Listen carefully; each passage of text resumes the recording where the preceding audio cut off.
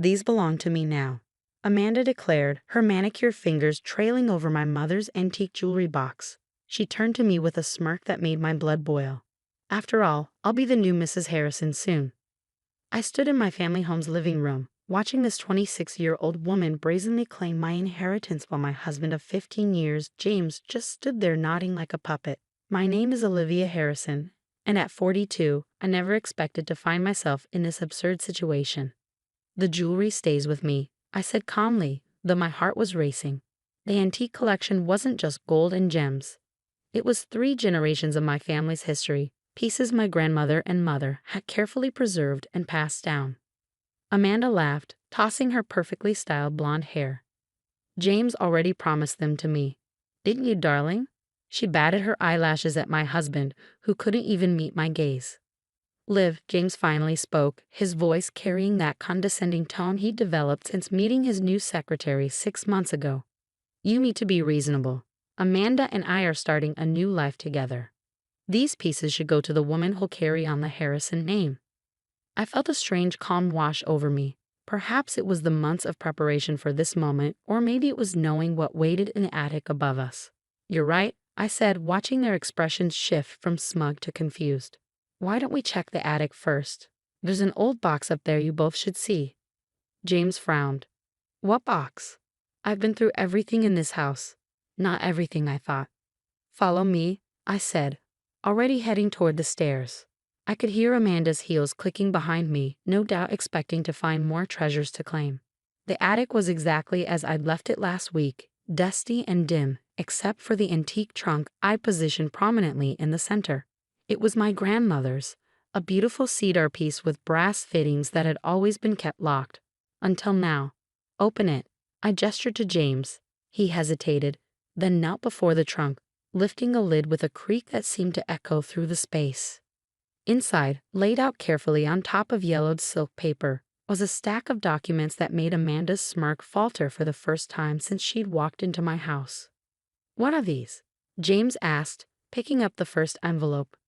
"That would be the original deed to this house," I said, watching his face carefully. "The one showing it was left to me, not you, by my grandmother. The Harrison name has nothing to do with it." Amanda snatched another document from the trunk. This is from 1952. "My grandmother's marriage certificate," I confirmed, along with the prenuptial agreement that specifically stated all family heirlooms, including jewelry, would pass directly to female descendants only. My mother inherited everything legally, and so did I. James was shuffling through papers now, his hands shaking slightly. "These are all registered with the county. Why didn't I know about this?" "Because you never bothered to ask," I replied. "You were too busy building your perfect life with Amanda to notice I've been meeting with the family lawyer for months." Another document caught Amanda's eye, a recent one. "What's this about an LLC?" "Oh, that." I smiled. "That shows how I transferred ownership of all my inherited assets into a protected trust 3 months ago. Everything from this house to the jewelry you're so eager to claim is legally secured. Neither of you can touch any of it." The color drained from James's face. "You can't do this. We're still married." "Actually," I reached into the trunk and pulled out one final envelope. "We won't be for much longer. These divorce papers are already filed. You'll be served officially tomorrow." Amanda's voice rose to a shriek. "You planned this. You trapped us." "No," I said, my voice steady. "I protected what was mine, just like my grandmother and mother taught me to do." I watched as they frantically dug through the trunk, finding more evidence of my family's careful planning across 3 generations. Each document, each legal agreement had been preserved perfectly, creating an unbreakable chain of inheritance that James and his girlfriend couldn't challenge. "My lawyer will fight this," James threatened, but his voice lacked conviction. "Your lawyer can try," I agreed. "But considering these documents have been verified by 3 different legal firms and the county registrar, I wouldn't waste the money. Money you don't have much of anymore, since I froze our joint accounts this morning." Amanda's face contorted with rage. "You vindictive bye." "No," I said, my voice steady. "I protected what was mine, just like my grandmother and mother taught me to do." I watched as they frantically dug through the trunk, finding more evidence of my family's careful planning across 3 generations. Each document, each legal agreement had been preserved perfectly, creating an unbreakable chain of inheritance that James and his girlfriend couldn't challenge. "My lawyer will fight this," James threatened, but his voice lacked conviction. "Your lawyer can try," I agreed. "But considering these documents have been verified by 3 different legal firms and the county registrar, I wouldn't waste the money. Money you don't have much of anymore, since I froze our joint accounts this morning." Amanda's face contorted with rage. "You vindictive bye." "I choose your next words carefully," I cut her off. "Unless you want the HR department at Harrison and Associates to receive the evidence of your relationship with James while you were still his secretary. That non-fraternization policy is quite strict, isn't it?" The attic fell silent except for the sound of Amanda's heavy breathing.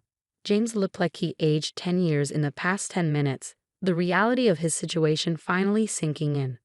"Now," I said, closing the trunk with a decisive click, "I think it's time for both of you to leave. My house, my rules."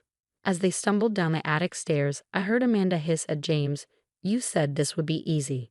You said she was just a trophy wife who wouldn't fight back." I smiled, thinking of my grandmother's words written in her diary, which I found in this very trunk months ago. "A woman's strength isn't in making noise, but in being prepared when others try to silence her." Looking around the attic, I felt a deep connection to the women who'd come before me. They'd known someday another woman in our family might need protection, might need to fight for what was rightfully hers. They'd prepared everything, preserved every document, created every legal safeguard possible. The jewelry box downstairs wasn't just a collection of precious stones and metals. It was a symbol of their foresight, their strength, and now, my victory. James and Amanda could plot and scheme all they wanted, but they'd never understand the power of a legacy protected by generations of careful planning. I heard the front door slam, followed by the sound of James's car starting up. Phase 1 was complete. Now it was time to show them exactly what else that antique box in the attic held. Secrets that would make today's revelations look like child's play. The next morning, I sat in my study surrounded by the contents of another hidden compartment I discovered in the antique trunk. My grandmother had been more clever than anyone realized. There was a false bottom containing documents that even I hadn't known about until last night. My phone buzzed incessantly with messages from James and his family. His mother, Eleanor, was particularly vocal. "How dare you embarrass our family like this? James told me everything about your vindictive behavior. We'll see you in court." I smiled, spreading out the yellowed papers before me. If Eleanor only knew what I discovered about her own family's past, she might think twice about threats. A knock at the door interrupted my thoughts. It was Marcus, my family's longtime accountant, who'd worked with both my mother and grandmother. "I came as soon as I got your message," he said, settling into the chair across from me. "Are these the documents you mentioned?" I handed him the first set of papers. His eyes widened as he read. This changes everything," he muttered, reaching for his reading glasses. "Does James know about this?" "Not yet," I replied, "but he will soon." The papers revealed that the Harrison family fortune, the very wealth that James and his mother had lorded over me for years, had actually been built using funds from my grandmother's family. A secret loan made in 1960 that had never been repaid, complete with compound interest calculations that would make any modern accountant sweat. According to these records, Marcus said, "Your grandmother's family essentially saved the Harrison business from bankruptcy. They never transferred ownership of the original investment, just allowed the Harrisons to manage it. And now, with accumulated interest and the original terms of the agreement, your family technically owns controlling interest in Harrison and Associates. James' grandfather never legally transferred the shares back." I leaned back in my chair, letting the implications sink in. No wonder my grandmother had kept these documents hidden. She'd been protecting both families from a truth that could destroy everything. Just then, my phone buzzed again. This time it was Amanda. "James is devastated. His father's threatening to cut him off because of your lies. You've ruined everything." Poor Amanda, still thinking this was about her. She had no idea she was just a pawn in a much larger game. I turned back to Marcus. "How long will it take to verify these documents?" "I've already started the process," he replied. "But Olivia, are you sure you want to do this? This could destroy the Harrison family completely." I thought about James standing in our living room, watching silently as his girlfriend tried to claim my family's treasures. I thought about Eleanor's years of subtle digs about my modest background, never knowing her own family's success was built on my grandmother's generosity. They need to understand what they're about to lose, I said firmly. Set up the meeting. The next day, I walked into the Harrison and Associates boardroom, where James, Eleanor, and Amanda sat with their lawyer. Their expressions ranged from contemptuous to concerned. "This is a waste of time," Eleanor announced. "Whatever games you're playing, Olivia." I placed the documents on the table, sliding them toward their lawyer. "These might interest you." The room fell silent as their lawyer read, his face growing increasingly pale. Eleanor snatched the papers from him, her hands trembling as she scanned the contents. "This is impossible," she whispered. "Father would have told us." "Would he?" I asked quietly. Would he have admitted that his success was built on someone else's money? That he never truly owned what he claimed was his? James was reading over his mother's shoulder, his face ashen. These signatures are real." "Of course they are," I said. "My grandmother kept perfect records. She never intended to use them. She wanted both families to succeed. But you and Amanda forced my hand when you tried to take what wasn't yours." Amanda, who had been uncharacteristically quiet, finally spoke up. "I don't understand. What does this mean?" "It means," their lawyer interjected, "that Mrs. Harrison's family has legal claim to approximately 60% of Harrison and Associates. The original investment was never properly settled." Eleanor's face had turned an interesting shade of red. "You planned this. You've been planning this for years." I shook my head. "No, Eleanor. I discovered these documents yesterday in the same trunk that protected my inheritance from your son's schemes. My grandmother left us both gifts, me, the truth, and your family, decades of freedom to pretend this company was solely yours." James stood up abruptly. "What do you want? Money? The house? Name your price." "I want you to understand what it feels like to have someone try to take what's yours." I replied calmly. "To feel powerless while others decide your fate. How does it feel, James?" The silence that followed was deafening. Eleanor was quietly crying. James looked like he might be sick, and Amanda was slowly inching her chair away from them both, her dreams of becoming the next Mrs. Harrison visibly crumbling. "You have 24 hours to decide," I said, standing up. "Either we negotiate terms that protect both families' interests, or I'll proceed with a full legal claim. Your choice." As I walked out of the boardroom, I heard Amanda's voice. "James, maybe we should take a break." I smiled. Phase 2 was complete. The antique box in my attic hadn't just protected my inheritance, it had revealed a truth that would force the Harrisons to face their own lies. And there was still one more secret to reveal. The final document from my grandmother's trunk sat unopened on my desk. The envelope was marked to be opened only when all else fails. After yesterday's boardroom revelation, I knew it was time. My hands trembled slightly as I broke the seal. Inside was a letter and a single photograph that made my heart stop. It showed my grandmother standing beside James' grandfather, William Harrison, both young and smiling. They were holding hands. The letter began, "My dearest Olivia, if you're reading this, the Harrison family has forced your hand. There's one final truth they need to face." A knock at my door interrupted my reading.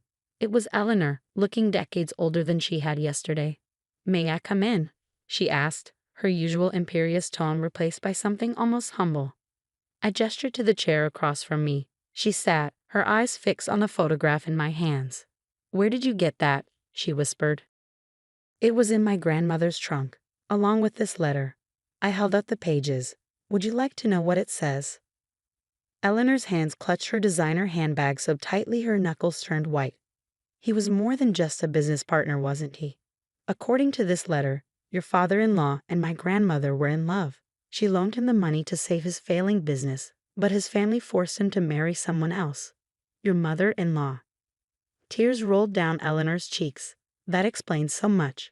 Why he was always so kind to your family, why he insisted on maintaining connections even when it made no business sense.